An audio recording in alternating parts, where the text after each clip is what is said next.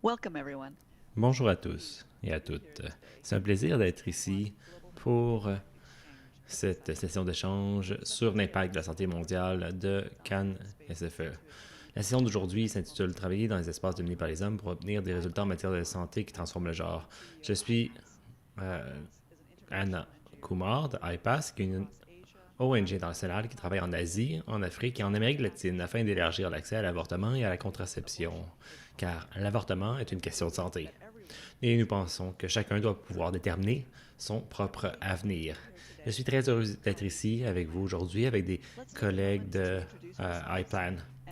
Prenons un petit moment pour se présenter et présenter notre groupe. D'abord avec Cecilia Espinosa. Cecilia, s'il vous plaît. Et ensuite, nous allons passer la parole à nos autres collègues. Merci.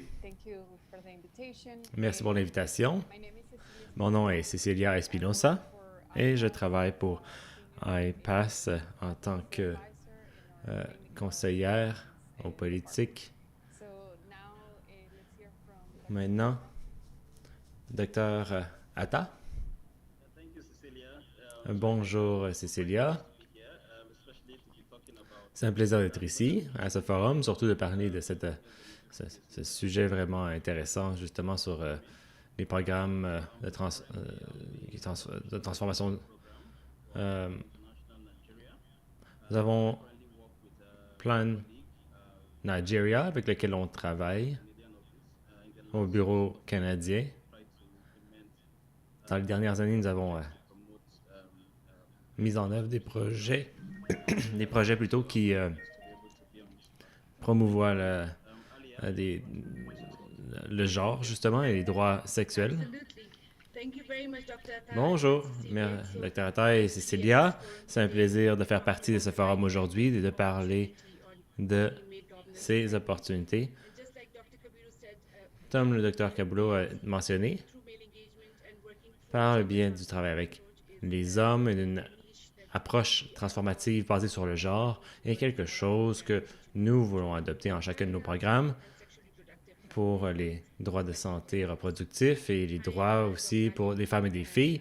Je suis Dr. Habibi et je travaille pour IPAS à Toronto en tant que conseillère, aussi avec mes contreparties aussi en Asie du Sud-Est, en Afrique et ailleurs.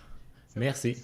Merci beaucoup. Alors, commençons par une petite introduction. Pourquoi nous sommes ici? Pourquoi ce sujet est si intéressant?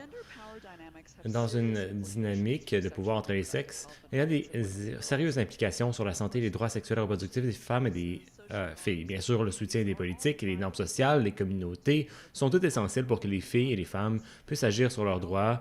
Et bien que l'égalité des sexes est un droit de la personne, nous savons que dans de nombreux contextes, les femmes et les filles n'ont pas l'autonomie nécessaire, la sécurité ou la liberté d'exercer ces droits.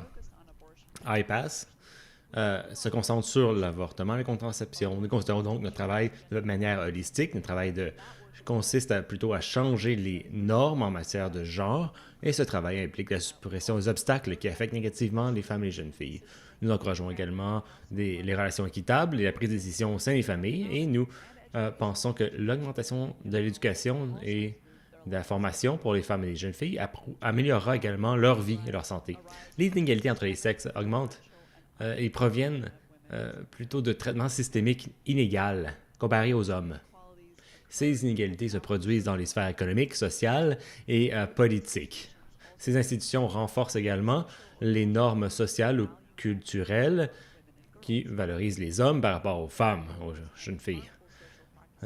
Aussi des rôles genre, des pratiques sociales peuvent être néfastes, comme la violence à l'égard des femmes, les relations sexuelles non protégées, les obstacles aux soins de santé, y compris l'avortement et la transformation et la contraception plutôt. Ainsi, une approche de la santé et des droits sexuels reproductifs tient compte de l'égalité des sexes, prend en considération le contexte dans lequel vit un individu, les cercles de soutien, la famille, la communauté, la société. Ces cercles peuvent également constituer des obstacles qui empêchent les femmes et les jeunes filles d'exercer leurs droits. Une façon de réduire ces obstacles est de créer davantage de soutien pour les femmes et de travailler avec des hommes. Nous travaillons avec les hommes à IPAS afin de les sensibiliser à l'importance de l'égalité des sexes et du rôle crucial qu'ils peuvent jouer en tant que partenaires, membres de famille, dirigeants communautaires et professionnels. C'est le thème de notre session d'aujourd'hui. Je vais maintenant laisser la parole à Cecilia afin qu'elle nous donne davantage d'informations et de détails sur la façon dont iPass fait ce travail en Bolivie. Merci beaucoup. Tel que mentionné, pour nous, c'est bien important de supprimer les obstacles à l'avortement, car évidemment, c'est très important pour les femmes de pouvoir prendre les décisions relatives à la vie reproductive. Nous pensons donc que de travailler avec les hommes est une stratégie clé. Les hommes sont des membres de la communauté et dans des réalités comme la Bolivie, dans d'autres pays d'Amérique latine et du monde entier, nous savons que l'armée est une institution très importante, qui n'est pas seulement présente dans notre vie, de différentes manières aussi. C'est pourquoi il est également très important de travailler avec eux, avec l'armée, avec la police aussi dans d'autres pays, par exemple comme au Ghana, au Malawi, au Nigeria et dans d'autres pays où iPass travaille. En Bolivie spécifiquement, ce que nous avons fait est de répondre aux craintes et aux idées fausses sur le genre en matière de reproduction et de sexualité, l'avortement, parce que ce sont des éléments clés afin de s'assurer que les hommes sont des partenaires qui appuient la façon dont des alliés clés, bref, pour les femmes. Il s'agit en particulier de travailler sur cela, former de nouvelles classes de recrues de militaires qui ne correspondent pas aux stéréotypes masculins, de façon de contester cette culture de la masculinité toxique. Parfois, en pensant à notre travail, on peut penser que c'est peut-être juste spécifique aux hommes qui sont dans l'armée, mais on sait qu'il y a ce sont des membres de leur communauté. Il y a des jeunes hommes aussi qui vont être influencés par leur père.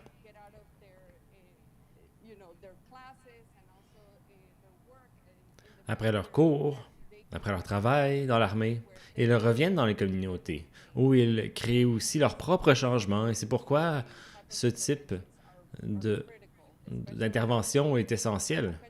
Surtout dans un pays comme la Bolivie où la population est très jeune et où l'armée est aussi un de ces endroits, un de ces espaces où ils voient une opportunité également pour leur propre éducation, leur développement professionnel. Vous savez, donc, pour moi, le plus important est d'aussi entendre de mes propres collègues en Bolivie. Aujourd'hui, nous allons avoir une vidéo de Malena Molina Morales, qui est directrice de iPass en Bolivie. Nous allons également entendre le témoignage du colonel Jorge Salim Guzman, qui nous fera part de son expérience avec iPass sur ce sujet. Merci.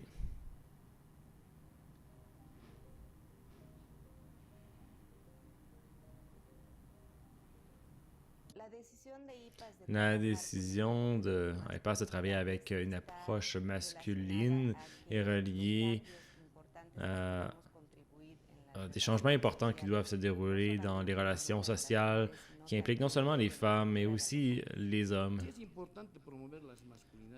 Promouvoir la masculinité et de nouveaux rôles est très important. Si on regarde dans le passé, les femmes ont soutenu un fardeau important, non seulement par leur responsabilité envers le ménage, les enfants, la naissance des enfants, l'éducation à la maison, mais aussi que cette situation a changé et que les hommes ont un rôle désormais important dans la famille.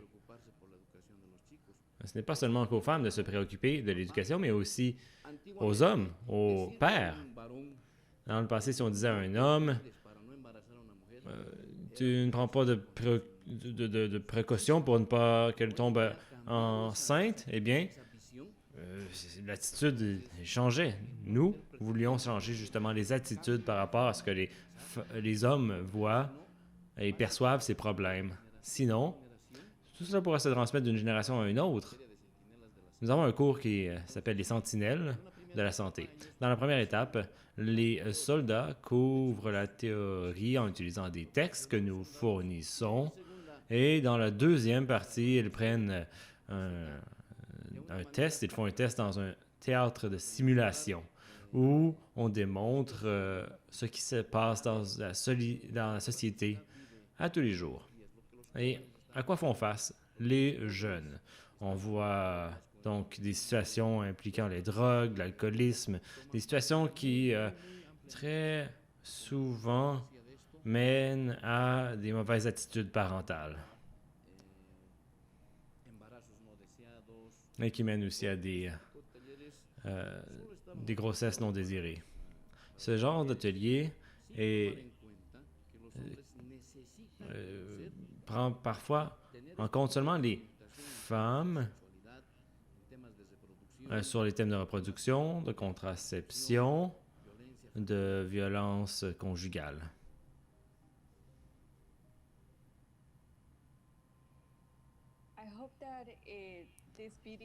J'espère que cette vidéo vous a donné davantage d'informations et vous aidera aussi à comprendre mieux le travail qui est effectué en Bolivie avec ce groupe de militaires.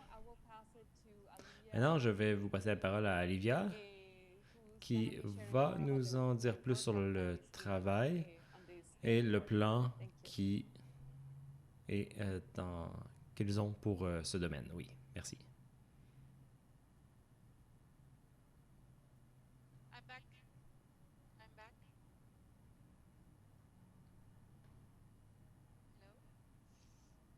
Yes, Alia, we can hear you. Please go ahead.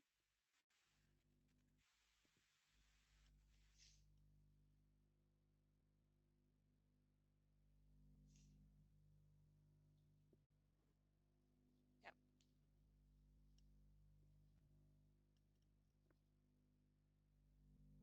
Okay. Perfect.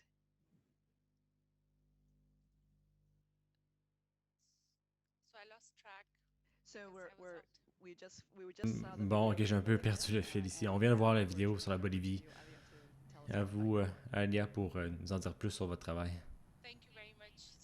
Merci beaucoup, Cecilia. Oui, la vidéo est magnifique. À partir de tout cela, comme mentionné un peu plus tôt, j'aimerais parler un peu plus du travail de Plan international Canada et notre travail qui a été gracieusement financé par Affaires mondiales Canada. Il s'agit de renforcer les résultats en matière de santé pour les femmes et les enfants.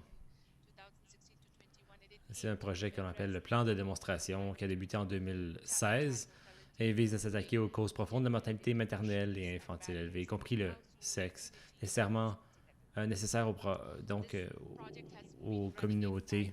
C'est un projet qui a été mené dans 5 pays différents, le Bangladesh, Nigeria, Ghana, Haïti et Sénégal. Il se concentre, comme mentionné précédemment, la promotion de l'engagement des hommes dans les communautés envers la santé infantile, la santé maternelle, la santé sexuelle et reproductive.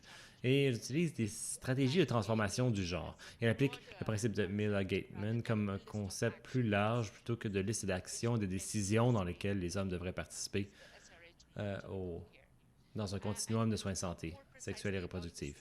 Pour parler plus précisément de cet engagement masculin, eh bien, il englobe davantage des expériences subjectives des hommes quant à leur motivation et leurs relations, et une participation active plutôt que des actions spécifiques. Et il se concentre également sur l'action des hommes dans les relations par opposition à la participation, n'est-ce pas? Parce que lorsque nous parlons par exemple, des hommes qui assument un rôle, qui aiment les femmes dans les tâches ménagères, en élevant les enfants jusqu'à veiller à ce que les hommes à élever bien les enfants, n'est-ce pas? Parlant d'engagement masculin, dans les sociétés comme le Nigeria, les chefs religieux traditionnels jouent un rôle important dans la vie des communautés, dans les croyances et les comportements. Par exemple, au Nigeria, dans notre cas, nous avons vu les liens entre les chefs religieux et les communautés qui reposent principalement sur la compréhension des écritures religieuses ou même d'autres chefs religieux qui occupent souvent une position importante au sein des communautés, comme on l'a vu dans notre expérience. Ils peuvent souvent bâtir un consensus communautaire autour de questions spécifiques. On mentionné un peu précédemment. Les leaders religieux ont un système de valeurs qui peut influencer la communauté positivement ou négativement, mais surtout en ce qui a trait aux relations avec les familles. Ils offrent des conseillers en termes d'information, de droits reproductifs, mais aussi ils peuvent être des obstacles.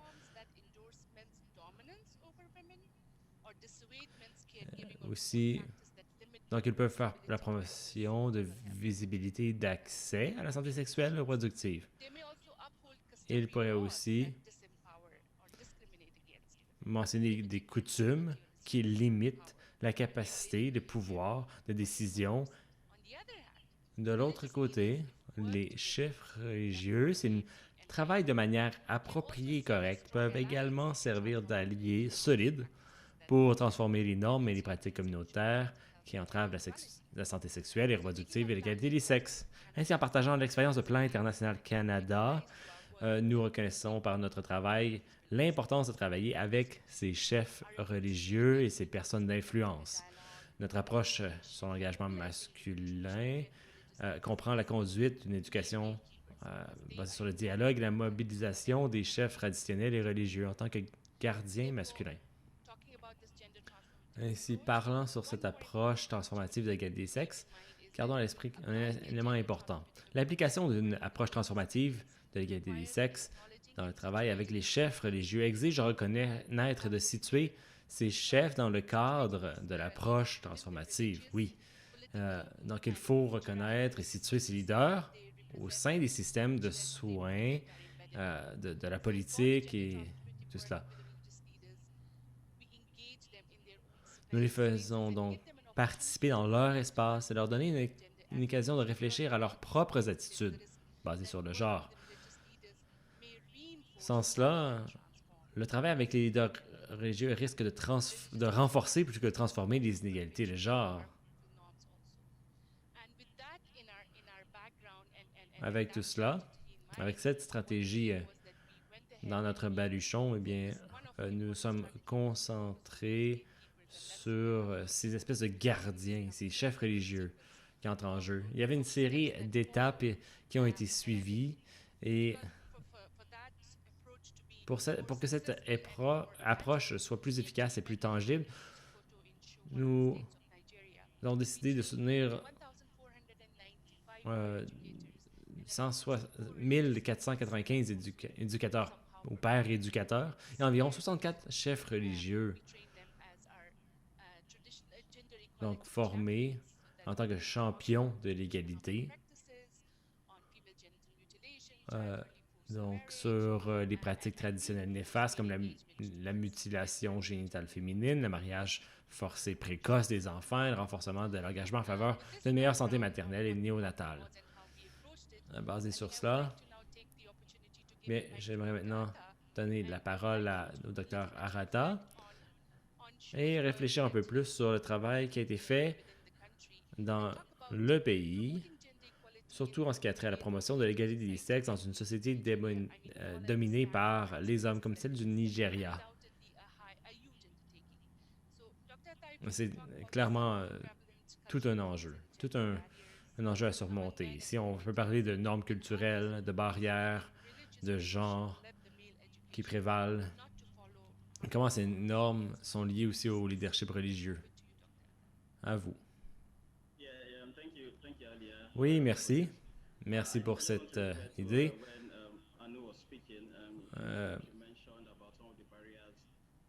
Mentionner ces barrières. On voit comment tout cela peut être lié au modèle, les barrières structurelles, communautaires. Nous avons d'abord fait une évaluation au début du projet. Ça nous a aidé à avoir les bonnes informations pour le programme et développer les bonnes stratégies pour les gens. Et identifier aussi plusieurs barrières. L'État est profondément patriarcal. L'accès aux services de santé est assez courant pour les femmes. En fait, c'est moins de 20% d'entre elles qui ont accès. Aussi, la décision, processus de décision communautaire, moins de 10% chez les femmes. Accès à la contraception assez faible, 1,1% en 2016. Donc, lorsque nous avons fait l'analyse, nous avons découvert qu'il y avait un processus de socialisation qui se déroulait avec le temps. Donc, ça faisait des décennies, des siècles. Des hommes, des garçons qui ont grandi dans des sociétés qui renforçaient ces barrières négatives entre les sexes. Bien sûr, on transmet tout cela. On ne veut pas s'attendre à ce qu'ils fassent leur sortir et dire, bon, ils ont été élevés dans ces environnements aussi, et donc savoir comment les faire participer. Une équipe a également examiné comment les hommes de la société ont mis tant de pression sur les responsabilités dans les rôles. Parfois, on disait, pourquoi ne permettez-vous pas à votre femme d'avoir accès aux services de santé? Ils disaient, on n'a pas d'argent. On ne peut pas dire à nos femmes d'y aller parce qu'elles n'ont pas d'argent.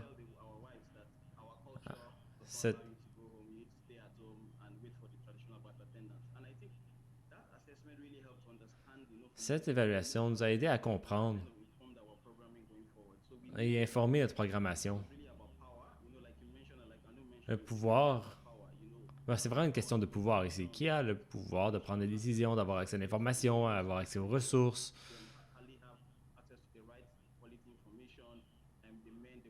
D'avoir accès à de l'information de qualité aussi. C'est pas simplement une question de ressources.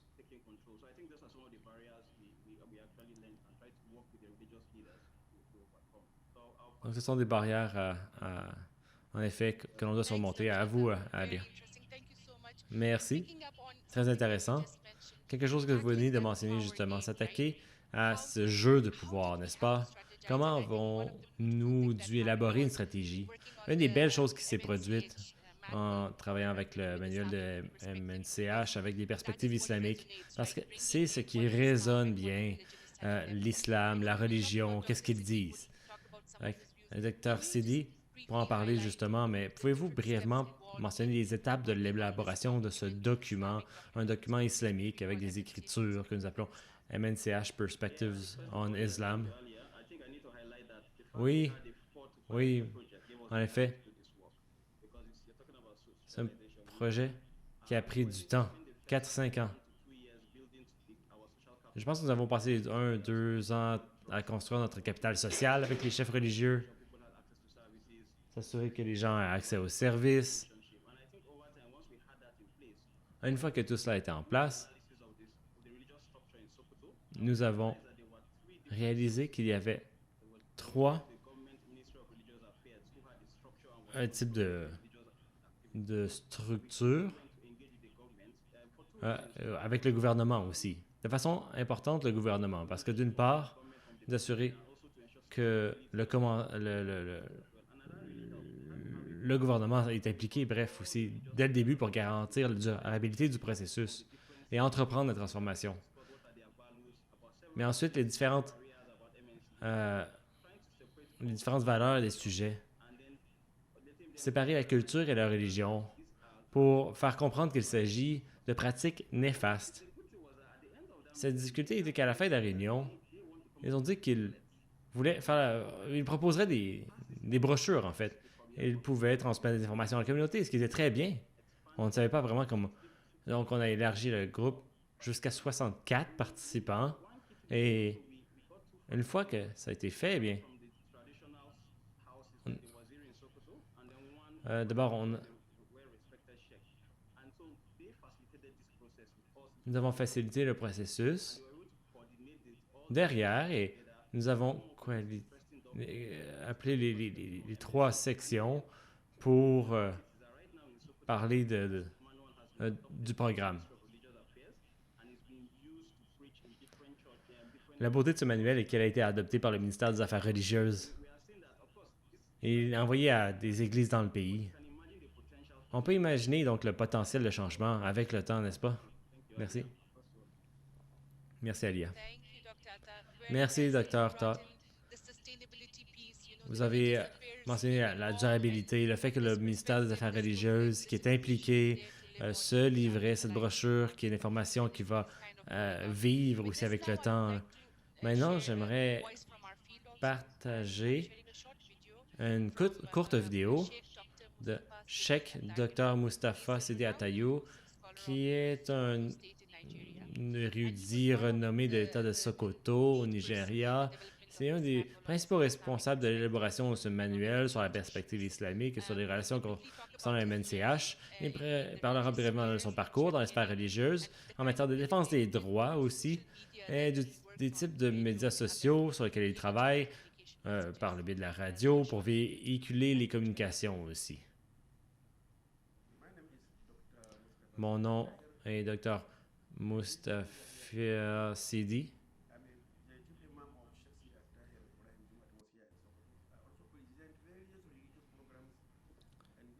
En tant que chef religieux aussi, j'ai proposé différents programmes.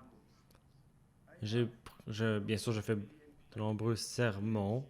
J'ai une audience ciblée de plus de 5 millions de personnes dans l'État de Sokoto et ailleurs. J'ai participé à ce court projet lorsque l'on m'a approché il y a plus de 5 ans, donc dès les tout débuts. C'est très important que j'utilise ma plateforme afin de voir une amélioration en termes de santé. La plupart de nos gens sont ignorants des droits des femmes. Elles pensent que les femmes n'ont pas de droits, à l'exception de ceux qui sont donnés par leur mari. Mais l'islam me dit pas cela.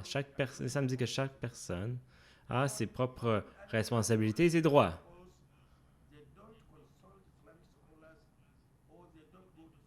Mais le problème est qu'elles ne vont pas à l'école islamique, ils ne parlent pas aux leaders pour savoir comment mener leurs affaires. Donc, ici, je peux utiliser ma plateforme pour les sermons. On doit aller à la mosquée chaque vendredi. Ainsi, chaque personne qui vient le vendredi peut venir me voir et on a l'opportunité maintenant de lui dire ce que dit l'islam sur les relations avec leurs femmes et avec leurs enfants. Les gens écoutent normalement les stations de radio ou les stations télé ou d'autres. Ce sont des occasions d'utiliser ces plateformes pour demander de changer la perception à mes gens ici sur la façon dont ils gèrent leurs relations familiales afin de permettre à leur famille d'avoir accès à la santé.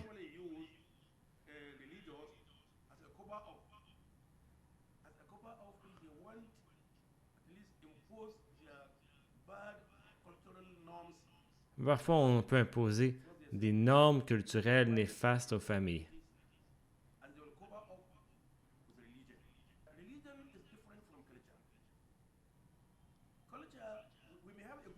La religion est différente de la culture. On peut avoir une bonne ou une mauvaise culture, mais la religion est toujours bonne. Dans l'islam, l'islam accepte de bonnes cultures et rejette les mauvaises cultures. La culture de partager les responsabilités avec la femme est acceptée par l'islam. Une culture où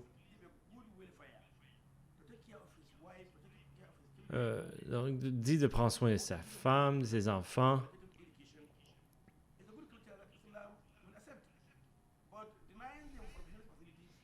Refuser les questions de santé à sa femme est rejeté par l'islam. l'islam veut dire la paix.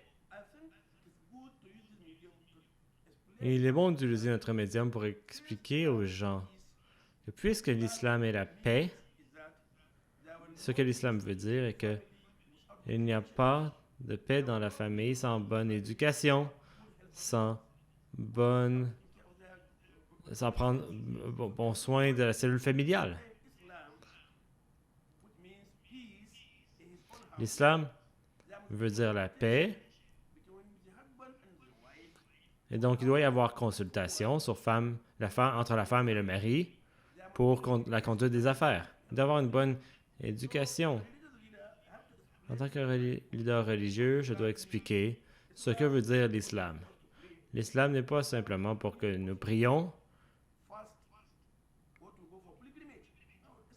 C'est pas simplement le pèlerinage, non. Ça fait partie de toutes les sphères de la vie.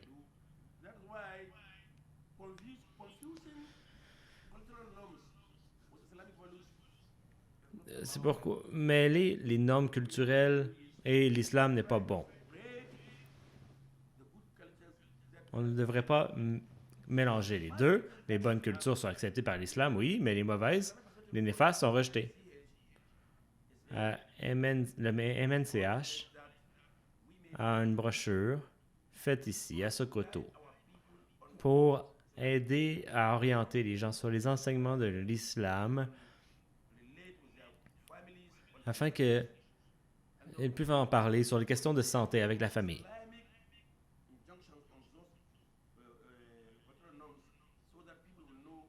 Nous avons mis certaines injonctions sur les comportements néfastes pour battre du revers de la main celles qui sont les pratiques qui sont néfastes.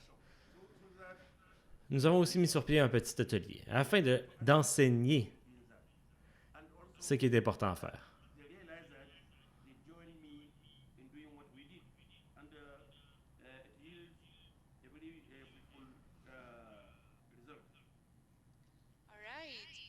Très bien.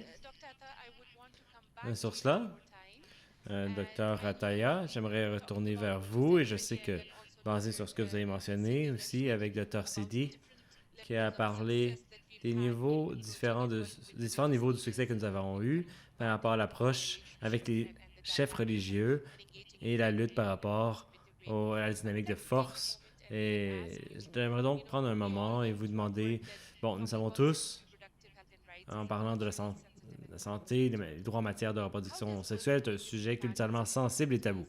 Comment le travail avec les chefs religieux peut-il aider à soutenir le processus de sensibilisation et d'information des adolescents et les parents ou tuteurs même? Pouvez-vous nous parler de certains des défis auxquels nous sommes confrontés dans ce projet en particulier concernant le travail avec les chefs religieux qui sont des parties prenantes importantes? Oui, merci. Juste pour rappeler certaines questions ici. Les questions de mariage des enfants. Sokoto avec 36% des adolescentes qui ont déjà accouché, les taux de contraception aussi très bas, l'accès à la planification familiale, au mariage, bien sûr aussi, la prise de décision pour les adolescents de leur vie aussi. À Sokoto, dans la société, tout cela prend une grande ampleur, n'est-ce pas? Nous avons reconnu ces défis à Sokoto. Il y avait 3 sectes différentes et chacune de ces sectes, vous savez, l'islam a ces 3 sectes et ont leur propre dynamique de pouvoir entre elles. C'est-à-dire qu'il faut les réunir pour avoir une discussion. Nous savons aussi qu'en travaillant avec les chefs religieux, nous devions nous assurer que notre approche était assez durable. Sinon, le projet ne serait pas soutenable, n'est-ce pas?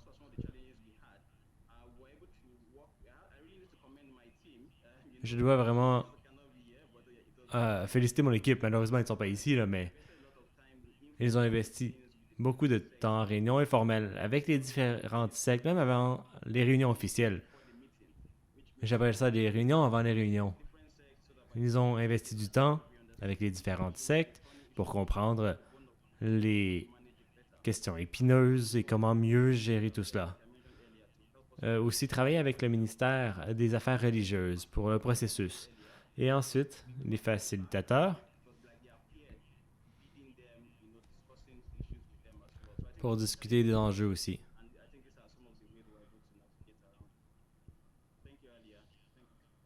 Merci. Juste pour ajouter une expérience que nous avons eue collectivement, à savoir que le gouvernement ne s'assierait pas à la table à moins qu'il y ait un chef religieux assis à la même table. C'est donc assez intéressant de voir que nous devions travailler dans les deux sens en même temps plutôt. Alors merci pour votre partage. Cécilia, le travail que vous avez fait avec les militaires, aussi dans le même paysage que le Nigeria, nous avons aussi que la religion et la bureaucratie sont les deux principaux détenteurs du pouvoir dans n'importe quel pays, encore plus au Nigeria. Pouvez-vous nous parler des défis que votre équipe a dû faire face en travaillant avec l'armée en Bolivie? Merci beaucoup. Oui, c'était vraiment génial d'en apprendre plus sur ce que iPlan fait ailleurs. Nous avons partagé beaucoup des défis similaires, vous savez, en travaillant avec les hommes pour transformer les normes socio-culturelles, surtout dans les espaces dominés par les hommes comme l'armée ou la religion.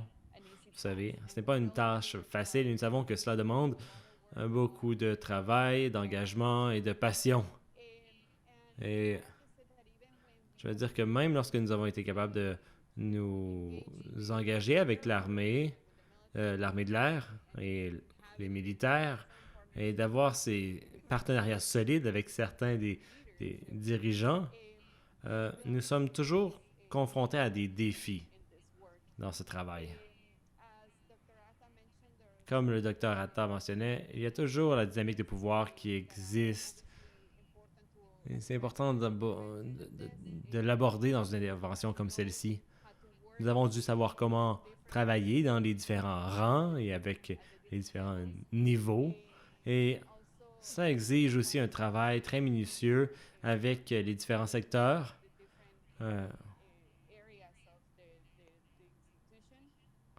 Dans les différents niveaux des institutions. Nous travaillons aussi avec un groupe qui fait face à des défis aussi. Ce sont des jeunes hommes. Certains proviennent de communautés pauvres avec un salaire très bas. Nous savons que leur formation traditionnelle et leur éducation à l'école primaire ou secondaire, vous savez, n'a jamais inclus une formation sur des questions comme la santé, l'avortement, sur le genre, vous savez. Pour nous, c'est un type d'intervention qui demande beaucoup d'investissement en ressources et en temps, et beaucoup d'engagement et de passion, comme je l'ai mentionné. Nous avons vraiment dû creuser profondément et travailler avec ces jeunes hommes et les institutions pour remettre en question ces normes traditionnelles et leur compréhension du genre sur cette question. Donc, comme le docteur Atta a mentionné, la durabilité est importante. Travail pérenne. L'un des défis que nous voyons est comment les interventions ne sont pas simplement un atelier unique ou une séance unique avec eux, mais cela devient quelque chose qui est plus soutenu dans le temps qui peut faire partie de l'éducation, qui fait partie donc du cursus pour les hommes dans l'armée. Comme j'ai mentionné, il y a d'autres problèmes structurels, vous savez, qui sont naturels aux institutions. Et certains sont des étudiants ou de jeunes militaires et doivent se rendre dans d'autres régions, ils doivent aller dans d'autres endroits. Il est donc très important de s'assurer que la journée de formation, la clarification sur la clarification des valeurs, la sensibilisation va au-delà d'une simple formation. Nous essayons donc d'avoir une formation, vous savez, très solide en information qui peut nous aider à répondre à ces défis. L'autre défi aussi qui n'est peut-être pas directement relié à eux, c'est la façon dont on s'assure que le travail ne se limite pas simplement à l'institution, mais les impacts qu'il peut avoir sur les différentes communautés, où ils partent, où ils travaillent, c'est pas évident. Et cela apporte aussi d'autres défis, même lorsque nous n'avons pas à rejoindre des communautés, nous essayons de combiner cela avec d'autres stratégies que l'on a afin d'avoir un plus grand impact. Un autre défi à mentionner aussi, nous devons également faire plus de recherches et documenter davantage le travail que nous faisons afin d'apprendre comment étendre ce travail à d'autres groupes d'hommes et à d'autres domaines de l'armée afin de pouvoir continuer à étendre ou poursuivre ce travail.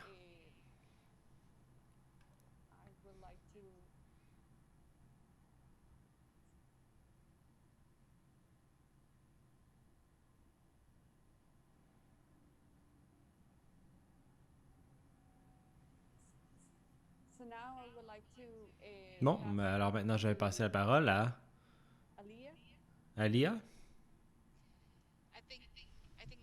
Oui. Je pense que maintenant, c'est le temps de donner la parole à nous, peut-être, oui. D'abord, merci beaucoup pour ces conversations très intéressantes, ces présentations avec les vidéos qui sont bien utiles pour voir le contexte dans lequel vous travaillez, les défis auxquels vous faites face en Bolivie, au Nigeria. Ce qu'on veut faire ici, là, vers la fin, de regarder à un autre niveau, ce qu'on peut faire. Qu'est-ce qu'on peut imaginer d'autre dans ce travail? J'ai été frappé par le succès que vous avez eu et comment tout cela peut être amplifié. L'une des choses que le Dr. Attas a mentionné, ou peut-être était-ce vous, Alia, désolé, je ne m'en rappelle plus, mais le but est que nous voulons penser, aller au-delà des comportements spécifiques et plutôt traiter des problèmes généraux. Dans les deux cas, dans ces deux projets, vous avez touché au cœur des institutions qui détiennent le patriarcat, mais la puissance des institutions religieuses et militaires, n'est-ce pas? Ce sont des institutions très puissantes qui peuvent soit perpétuer le patriarcat et les normes patriarcales ou aider à déstabiliser ou proposer une alternative, n'est-ce pas? Ce qui m'a frappé est justement la discussion avec les hommes qui ressentaient qu'ils voulaient aussi partager la responsabilité. Ils ont ressenti ce fardeau financier sur leur maison, dans leur foyer. Et s'ils avaient l'occasion de partager cette responsabilité de façon fondamentale, la relation entre les hommes et les femmes, de façon plus générale, serait chamboulée, n'est-ce pas? Alors peut-être, Alia, si ce serait possible d'aller de votre côté afin de penser justement au succès du programme et ensuite de penser à qu'est-ce que l'on pourrait penser à faire d'autre. Merci beaucoup. Je vais parler de quelques points de succès de façon générale et ensuite donner la parole au Dr. Atta pour creuser un peu plus. Je pense que le plus grand succès que nous avons connu est l'appropriation de ce processus dans le déploiement par la communauté et le ministère même. Comme je mentionnais, il n'y aurait pas à avoir de discussion avec le ministère seul à prendre des décisions. Il voulait que les chefs religieux soient là aussi. Avoir la foi, la confiance des chefs religieux a permis au ministère de prendre plus facilement des décisions. Et je veux dire par cela, des décisions très importantes qui concernent la santé. Par exemple, quand nous avons voulu parler de la loi sur la santé des enfants à Sokoto, Le ministère a voulu que les chefs religieux soient présents parce qu'ils y étaient déjà sensibilisés et qu'ils étaient avec nous dans ce voyage et se sentaient très à l'aise de venir à la table et de parler de la santé des enfants dans l'État de Sokoto. De plus, en voulant travailler avec les adolescents, en particulier sur la santé et les droits de manière de reproduction sexuelle, et comme je mentionnais, parler de droits, c'est un sujet tabou au Nigeria, pays à prédominance musulmane. C'était donc un sujet très sensible. Et encore une fois, nous nous adressions directement au ministère de la Santé, car ça fait partie de leur mandat. Mais l'intégration de créneaux de transformation des genres et vraiment avec du contenu existant était un défi important que le projet a dû relever dès le début. C'était parce que nous travaillions avec les chefs religieux dans le cadre de leur engagement religieux. Il y avait des canaux de communication ouverts avec eux, avec nous, avec la communauté sur ce travail. Nous parlions de...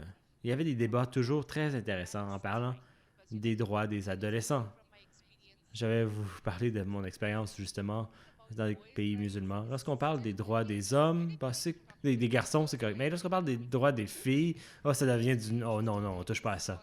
Alors, c'était bien intéressant de voir que ces érudits, les leaders religieux, soient assis à la table et dire que oui, c'est important non seulement pour une femme, mais aussi pour une fille, une adolescente. C'est important de ne pas se marier trop tôt, n'est-ce pas? Une autre stratégie d'éducation par les pairs qu'ils voulaient mettre en place avec leur soutien, avec leur approbation. C'était ça. Alors, c'était deux choses importantes que je voulais mentionner ici. Est-ce qu'il y a quelque chose d'autre que vous aviez à mentionner? Oui. Pour ajouter ce que vous avez mentionné, la loi sur le droit des enfants, il y a eu des progrès significatifs avec le ministère des Affaires féminines. Ils étaient ouverts aux discussions, les chefs religieux.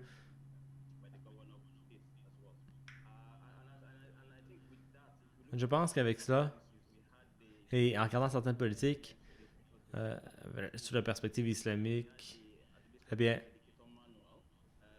nous avons un manuel pour inclure des thèmes sur l'accès à la planification familiale, la prise de décision des adolescents,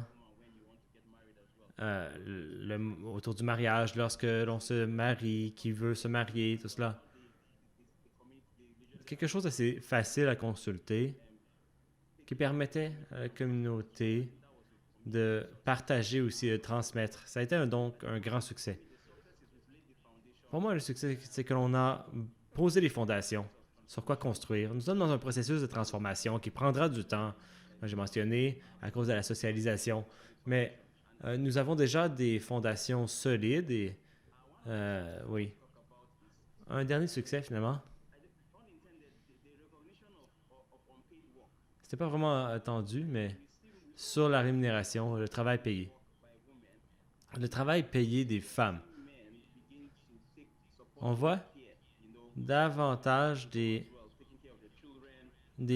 hommes qui soutiennent le foyer, qui aident les femmes dans le partage des tâches ménagères. Alors, oui, pour moi, ce sont deux grands succès ici. Merci beaucoup. Je crois que je passe le micro à Alia, oui. Oui, j'ai un dernier élément que j'ai presque oublié.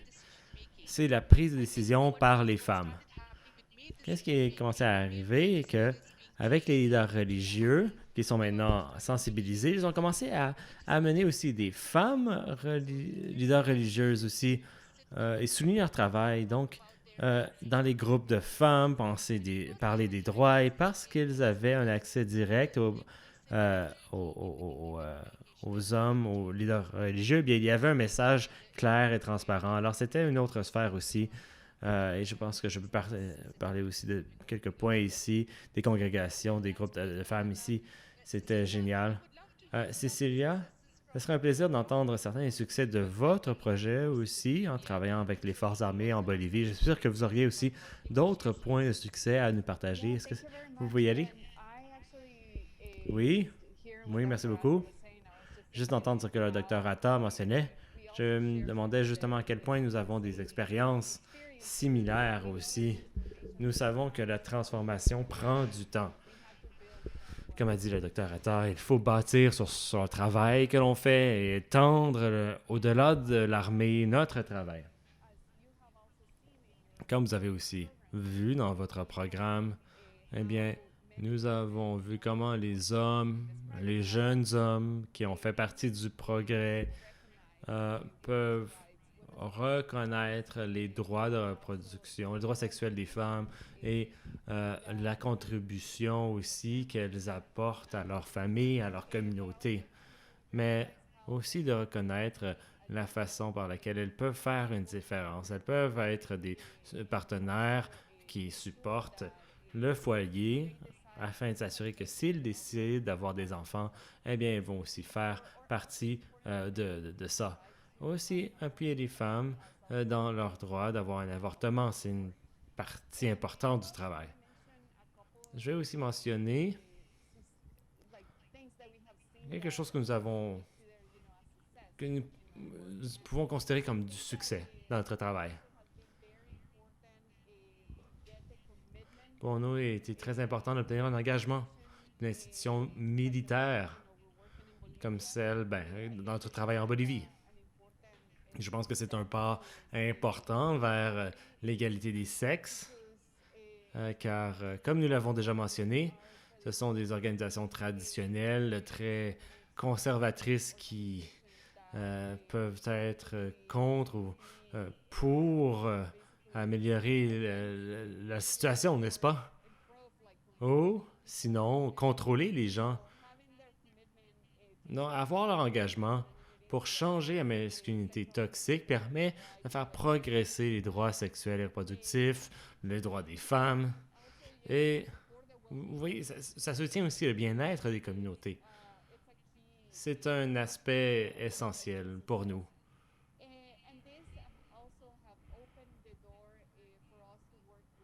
Ça nous a ouvert la porte pour travailler aussi avec de jeunes hommes.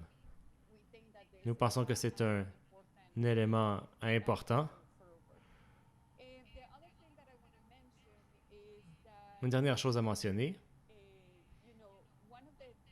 Une partie du travail, en fait, oui, une bonne chose dans ce que l'on fait, est que nous recueillons de nouvelles histoires, de l'expérience, nous apprenons, nous nous adaptons aussi.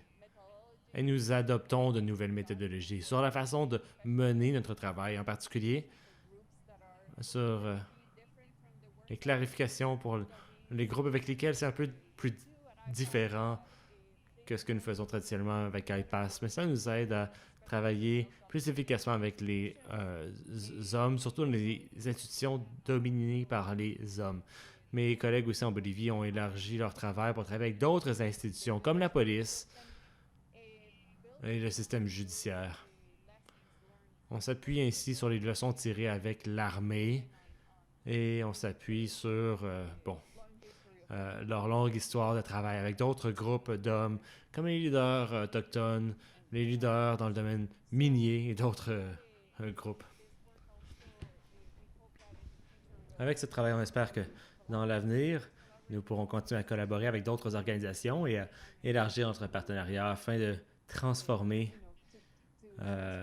ces relations traditionnelles.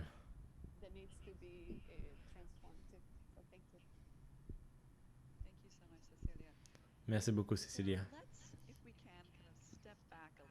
Prenons un peu de recul et réfléchissons à ce que nous ferions si nous pouvions faire ce travail d'une manière toute nouvelle. Donc, il est clair que ces projets ont été très réussis, mais ils prennent beaucoup de temps, car comme tout le monde a remarqué, nous ne sommes pas arrivés ici du jour au lendemain, nous ne pourrons certainement pas régler ce problème-là du jour au lendemain.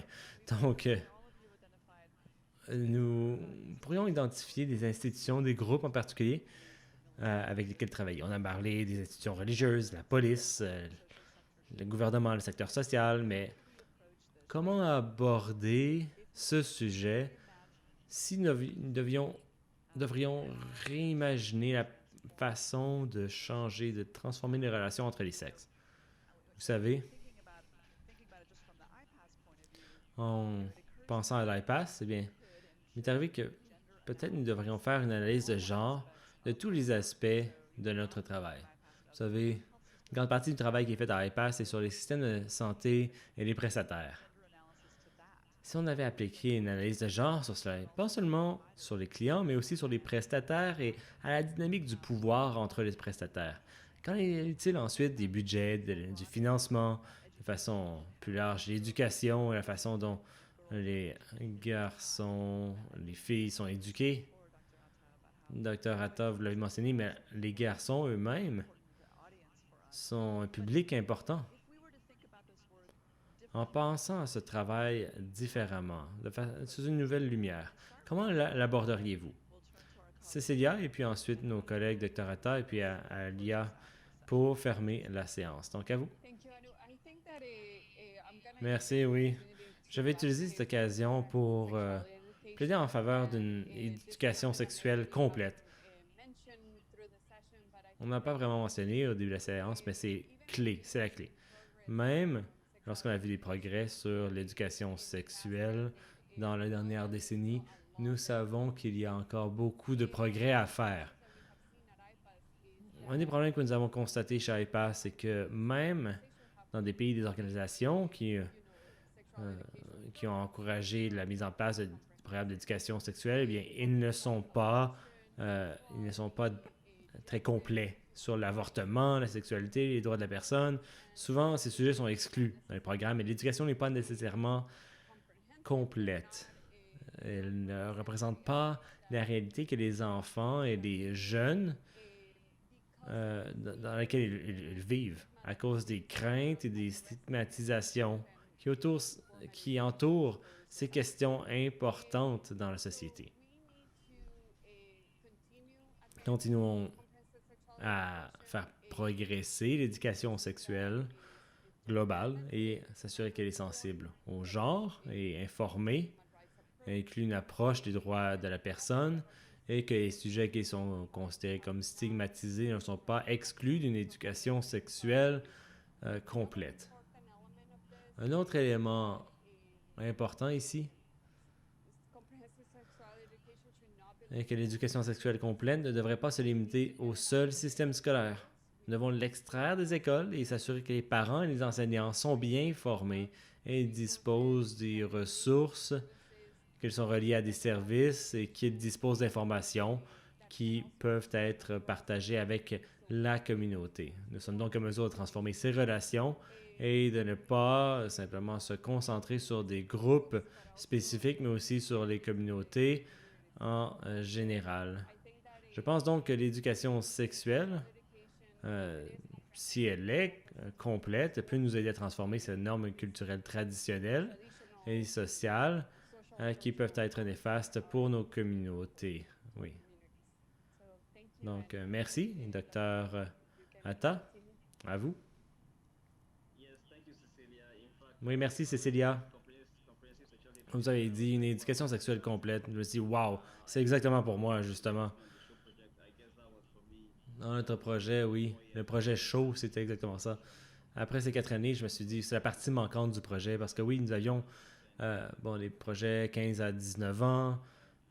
Ensuite, pour les hommes plus âgés, les chefs religieux, les travailleurs dans le gouvernement, les prestataires de services. Mais le groupe plus jeune, 14, et bon, on n'a pas vraiment quelque chose de prévu là. C'est pourquoi nos programmes récents commencent à les inclure dans la conception.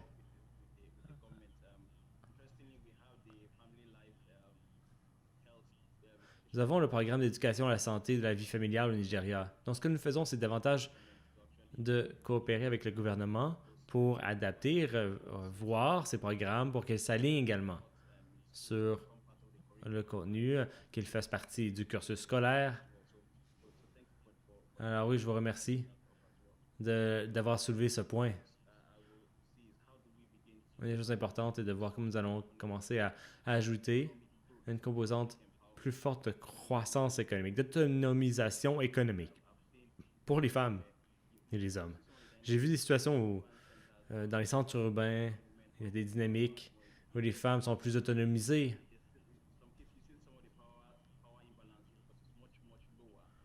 Euh, il y a un équilibre ou un déséquilibre de pouvoir qui est moins grand, en fait, avec une femme plus autonomisée financièrement. Alors, je me demande comment ça peut s'intégrer dans nos partenariats. Je dis souvent à mon équipe que